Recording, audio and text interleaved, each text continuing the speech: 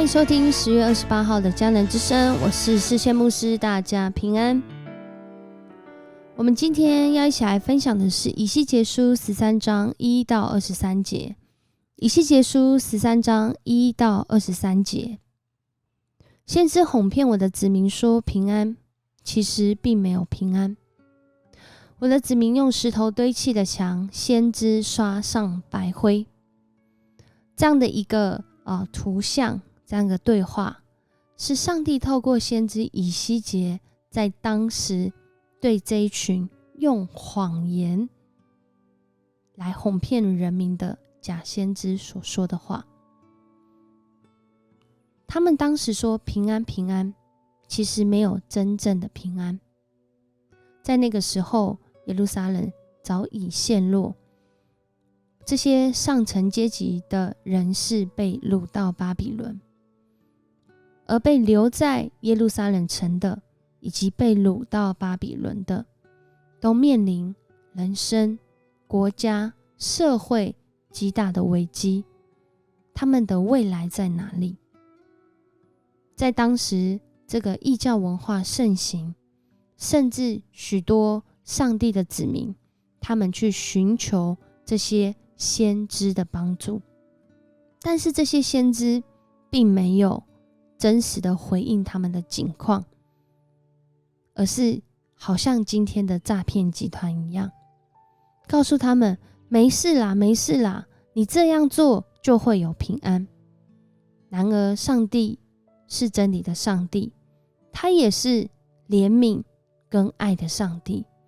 他不愿意人活在虚假谎言，甚至到一个程度让他们自己失去了性命。上帝的心意是要救赎，是要帮助我们真实活出生命的价值。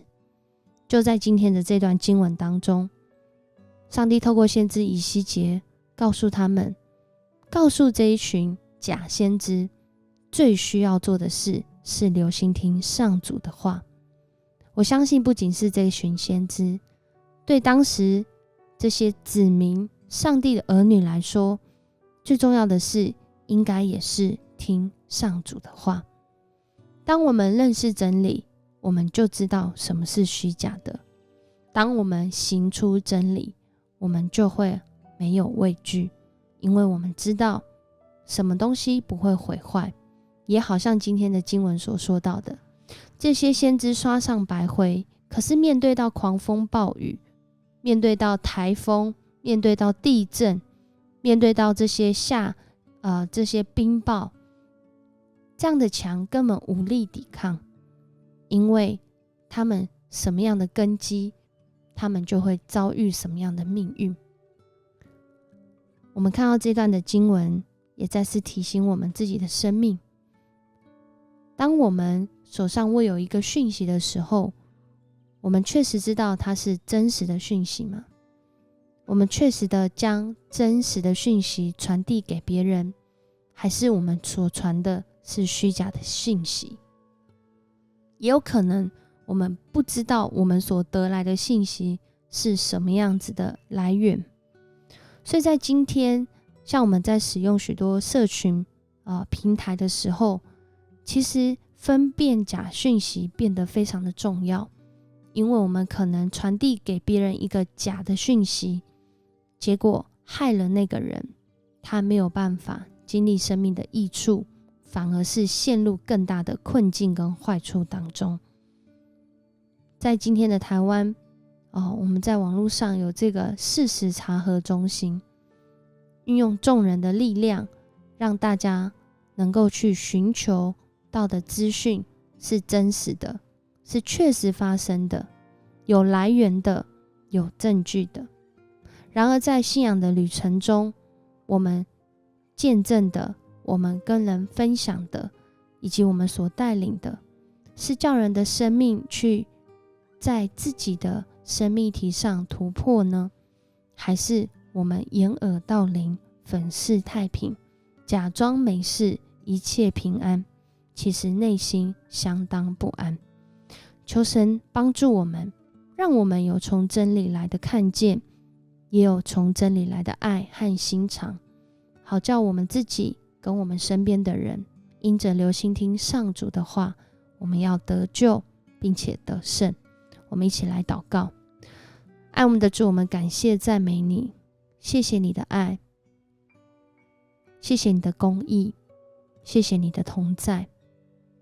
让我们在充满危机，面对科技发达，但我们有很多未知的时候，我们知道我们不断认识这个环境，认识世界的过程中，我们也更需要认识真理，因为真理叫我们得着自由，真理叫我们不用活在害怕跟恐惧当中，因为主，你与我们同在，你教导我们，也让我们能够有从你来的辨识力，从你来的得胜的能力。主啊，帮助我们能够成为一个传达真实的人，也帮助我们成为一个能够分辨真实的人。更重要的是，主啊，帮助我们活在真理的里面。我们向你献上感谢，这样祷告奉主耶稣的名，阿们。谢谢你收听今天的迦南之声，我是思谦牧师。如果你喜欢我们的频道，邀请你给我们5星好评。愿上帝用真理来带领你每一天。我们明天见。